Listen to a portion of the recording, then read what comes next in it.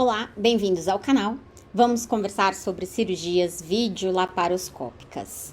Bom, a primeira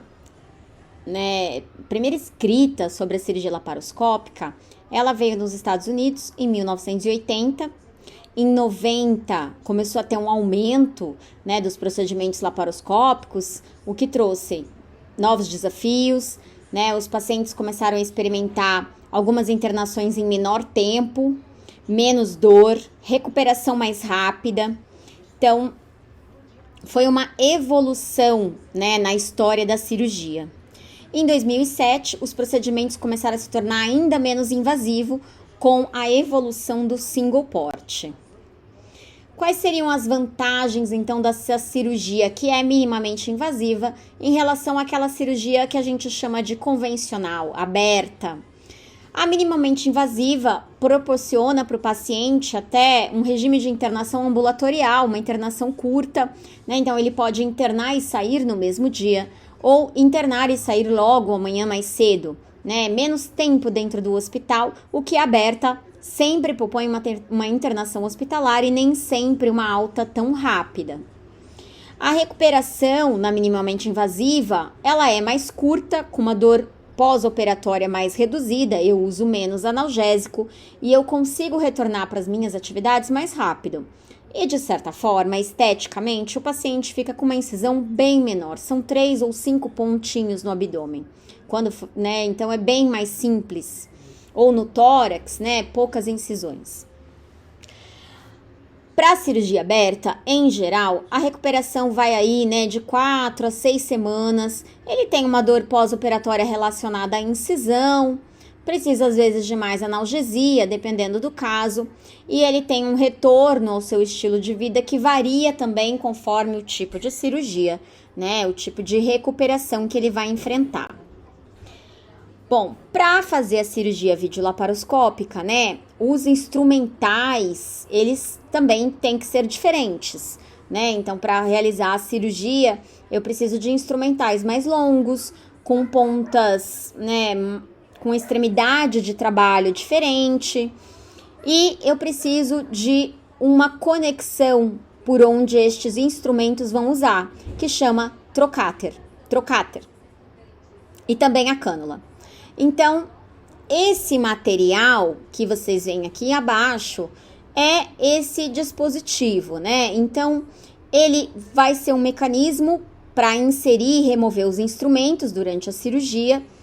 A cânula, que a gente chama ele de cânula e bainha, ela é inserida para acessar o sítio por meio desse trocáter obturador, que é o que faz a perfuração, na entrada da cavidade.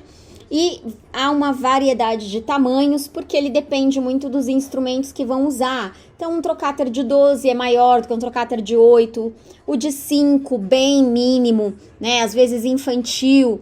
E aí eu posso ter eles descartáveis, que são esses com a capa branquinha, com o azul, que vocês estão vendo aqui.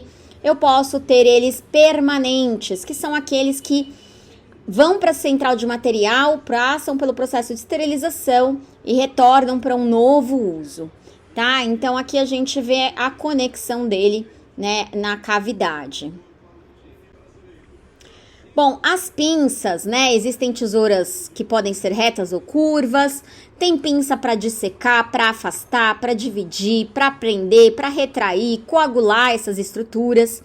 Há pinças de clampeamento que podem ser menos traumáticas, dentinhos mais agudos, atraumáticos, superfície de garra serrilhada, lisa, pinças de grampeamento ou de sutura, que servem ali para prender, ou fixar esse tecido, os porta-agulhas, que vão aplicar os fios de sutura dentro da cavidade, e os clipadores, que são usados para hemostasia. Então, em geral, aqui nessa imagem cor-de-rosa, a gente vê um formato de uma pinça de vídeo. E o que vai mudar, As pinças, em geral, têm esse formato de tesoura aqui, onde a gente acopla o dedo, Com uma tesoura. E essa longa extensão para alcançar a cavidade. Na ponta dela é que a gente vai ter esses diferenciais que eu falei, como vocês estão vendo aqui no close da imagem, Um é tesoura, um é clamp, um tem a serrinha. Então, esses são os diferenciais nas pontas. As pontas da pinça é que são diferentes e constituem esses tipos, né? Aqui a gente tem um modelo, né, do grampeador, e aí aqui em cima nessas fotos menores, a colocação do grampo, esse roxinho é o grampo. Então, todos os materiais de vídeo, eles são mais alongados.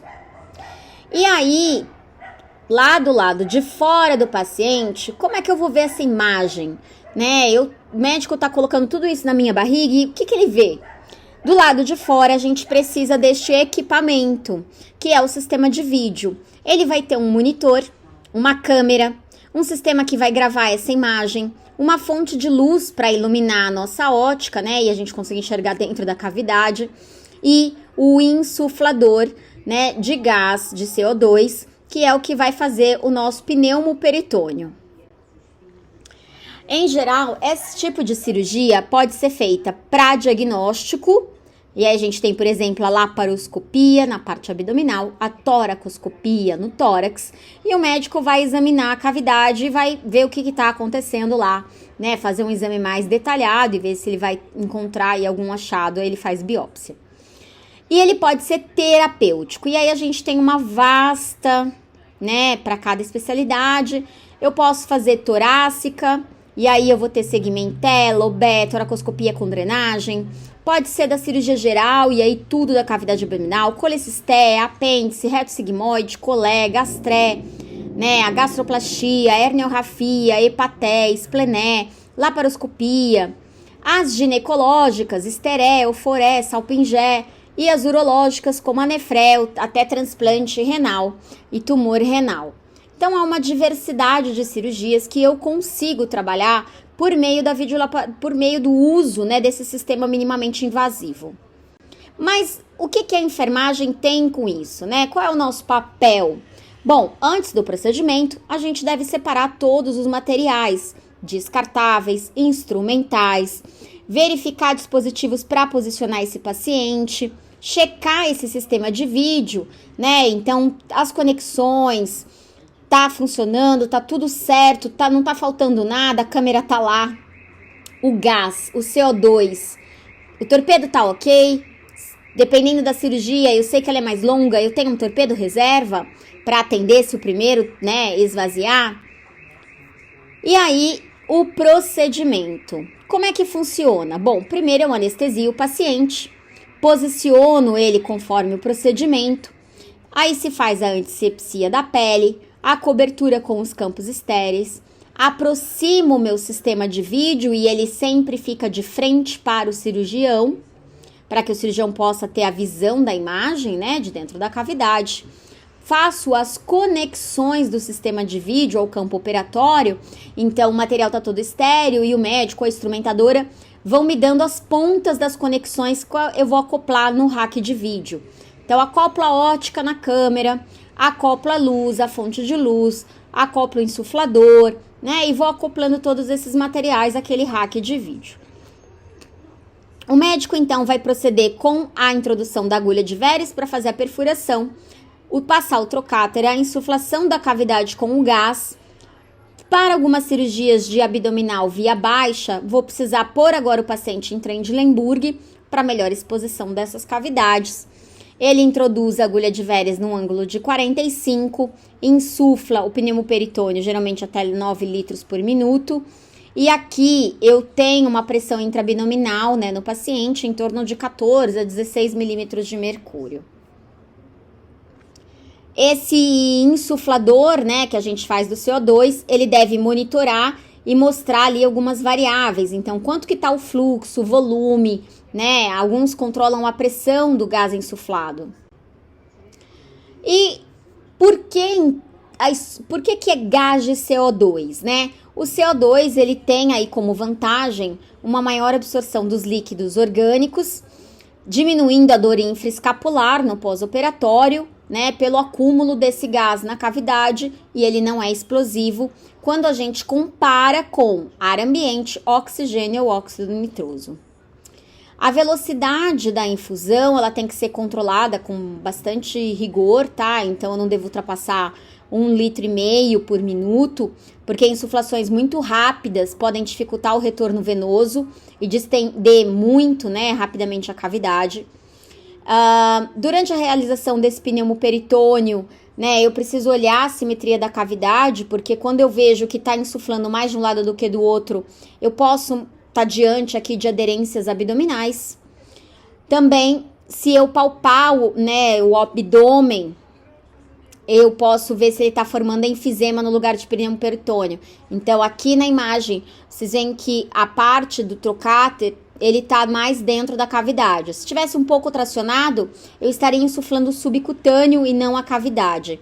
E aí, o médico perfura e vai enchendo de gás aqui dentro da cavidade, né? Aqui é um abdômen, ele vai aumentando de tamanho e eu ganho espaço, né, para visualização dos órgãos e para trabalhar com os instrumentos. Então, eu tenho um espaço de trabalho para o cirurgião. E aí, ele vai fazendo isso para começo, até alcançar a quantidade de distanciamento que ele precisa. E aí, ele, então, começa, né, aqui o procedimento cirúrgico. Então, a primeira imagem aqui em cima, ela mostra, né, a entrada dos trocáteres. Depois que é feito o pneumoperitônio com esse maior, ele começa os outros trocáteres, onde vão entrar as pinças acessórias. Aqui abaixo, a cavidade abdominal com 5 trocáteres, né? Pacientes mais obesos requerem um número maior de acessos. Você vê que em cada trocáter a gente tem uma pinça, né?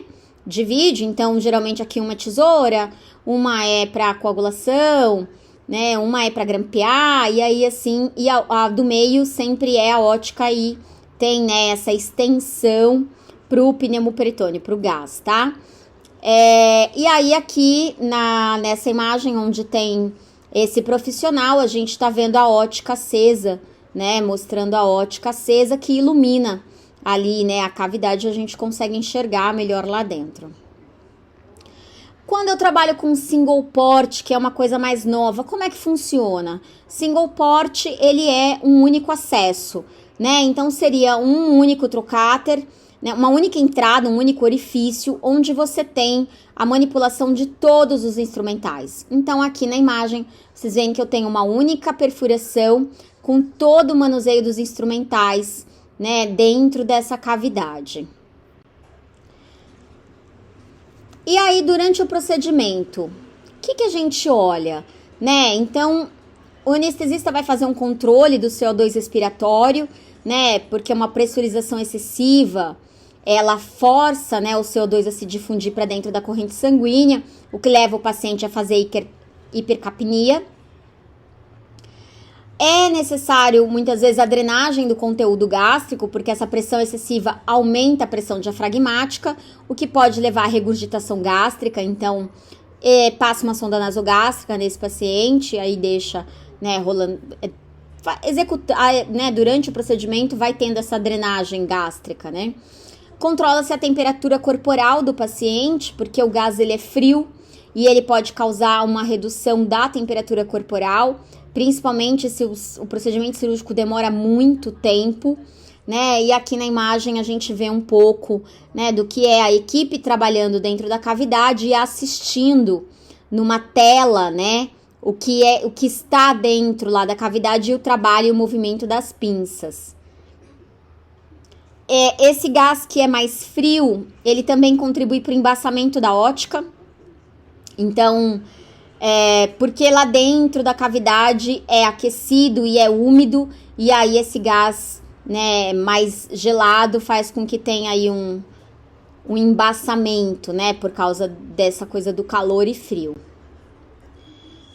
Bom, a enfermagem, então, durante o procedimento, tem o papel de realizar as conexões do sistema de vídeo, monitorar ali, controlando quanto de volume nós ainda temos de CO2, atender as solicitações da equipe durante o procedimento e realizar a gravação, né? Então, a gente coloca ali para gravar, seja num CD, num pendrive, num HD externo, a imagem, né? O paciente tem direito a levar a imagem do que foi feito, da cirurgia, do que foi realizado na cavidade dele. Ao final do procedimento, o cirurgião ou o assistente vão fazer a retirada desse gás de dentro da cavidade. Então, geralmente ele faz uma pressão no abdômen, se tenta tirar a maior quantidade de gás residual possível. A pele, né, esses pontinhos, essas entradas dos trocáter, ela pode ser feita sutura ou geralmente se usa cola, né, cirúrgica, e aí por cima se coloca esses curativos bem pequenos, oclusivos, né, só fechando mesmo o orifício.